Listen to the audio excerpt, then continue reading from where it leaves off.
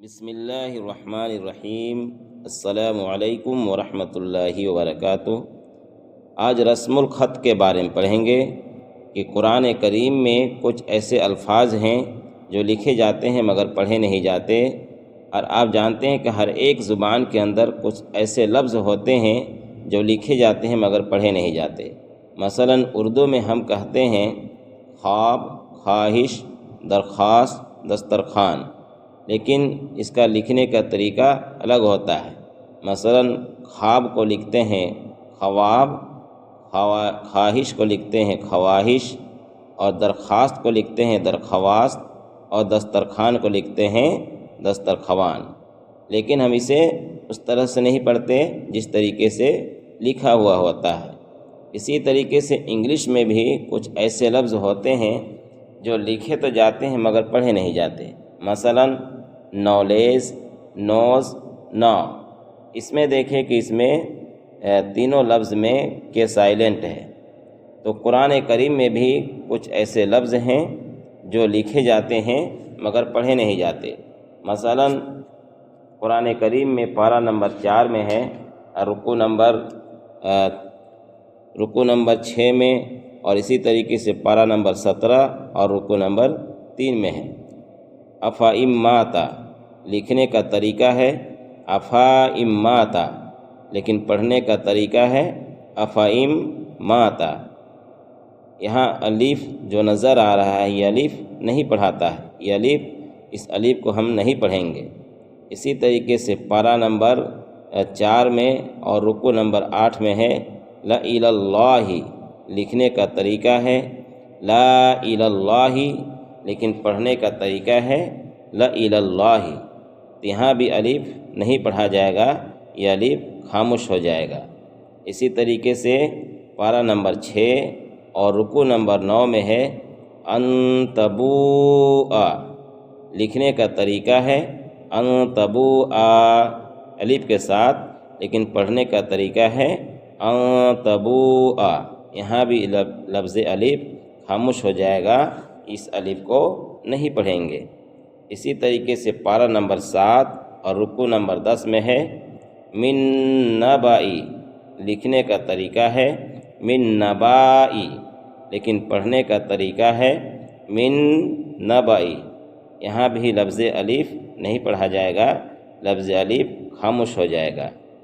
اور قرآن کریم میں متعدد جگہوں پر آپ دیکھتے ہوں گے ایک لفظ لکھا رہتا ہے کہ ملئہ، لکھنے کا طریقہ ہے ملائہ، لیکن پڑھنے کا طریقہ ہے ملئہ۔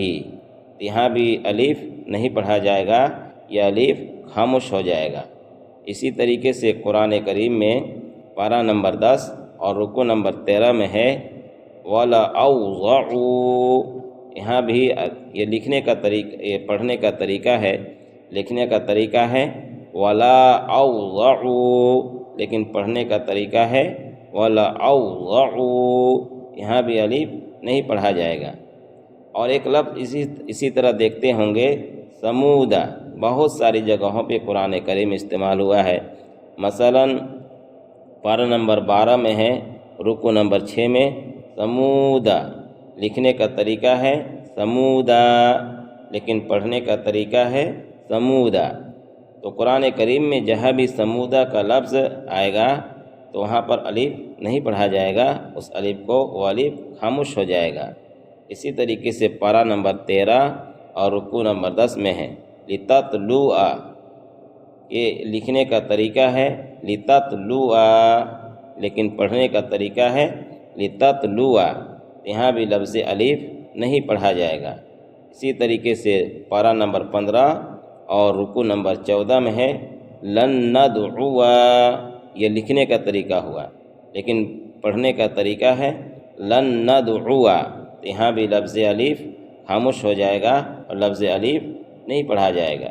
یہ الف کا قاعدہ ہے، اور بہت سارے لفظ الف بہت سارے مقامات پر نہیں پڑھے جاتے ہیں۔ اب کہاں بعض جگہوں پر واو بھی نہیں پڑھا جاتا ہے۔ مثلا پارہ نمبر 30 میں ہے اور متعدد جگہوں پر استعمال ہوا ہے زکا، اس کو بعض لوگ پڑھتے ہیں زکوات، لیکن یہاں پر واو خاموش ہو جائے گا، واو نہیں پڑھا جائے گا۔ تو لکھنے کا طریقہ الگ ہے اور پڑھنے کا طریقہ الگ ہے، اس لیے واو یہاں پر خاموش ہو جائے گا۔ اسی طریقے سے صلوات لکھنے کا طریقہ ہوتا ہے، صلوات، اور اس کو بعض حضرات اسی طریقے سے پڑھتے ہیں صلوات۔ تو صلات یہ اس کو پڑھیں گے صلاح، یہاں بھی لفظ واو نہیں پڑھائے گا، یہ لفظ واو خاموش ہو جائے گا۔ اسی طریقے سے ایک لفظ ہے حیا، یہ پڑھنے کا طریقہ ہے لیکن لکھنے کا طریقہ ہے حیاوات، یہاں بھی واو خاموش ہو جائے گا۔ اور اسی طریقے سے پارہ نمبر 18 میں متعدد جگہوں پر استعمال ہوا ہے ایک لفظ ہے مشکات، لکھنے کا طریقہ الگ ہے اور پڑھنے کا طریقہ الگ ہے، یہاں بھی واو خاموش ہو جائے گا۔ اب ایک لفظ ہے جو قاعدہ کلیہ ہے پارہ نمبر 30 میں سورۃ الکافرون میں کہ وَلَا أَنَا عَابِدٌ مَّا عَبَدتُّمْ، یہاں پر لفظ انا دیکھ رہے ہیں، یہ انا میں الف ہے، یہ الف ہمیشہ خاموش ہوگا، یہ الف جو ہے یہ ہمیشہ خاموش ہوگا۔ اگر اس میں آپ کی سانس ٹوٹ جاتی ہے تو انا پڑھیں گے، اور اگر سانس نہیں ٹوٹتی ہے تو انا پڑھیں گے، یعنی الف پورے قرآن مجید میں انا جہاں بھی ہے وہاں پر انا کی الف خاموش ہو جائے گا، وہ الف نہیں پڑھا جائے گا۔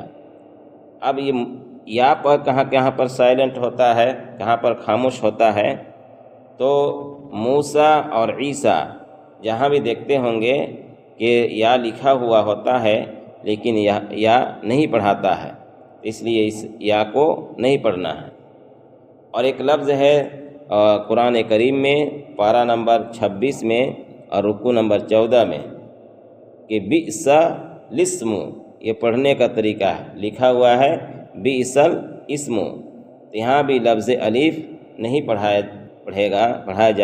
جائے گا، یہ لفظ الف یہاں پر خاموش ہو جائے گا۔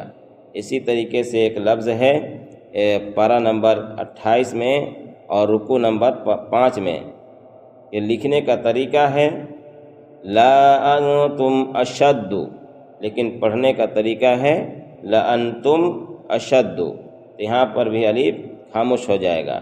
اور بہت سارے مقامات ایسے ہیں، کہیں پر واو خاموش ہوتا ہے، کہیں پر یا اور کہیں پر واو، تو آپ حضرات ان جگہوں کو دیکھیں اور کتاب وغیرہ میں اب دیکھیں تو آپ کو معلوم ہو جائے گا کہاں پر واو یا اور الف خاموش ہوتا ہے۔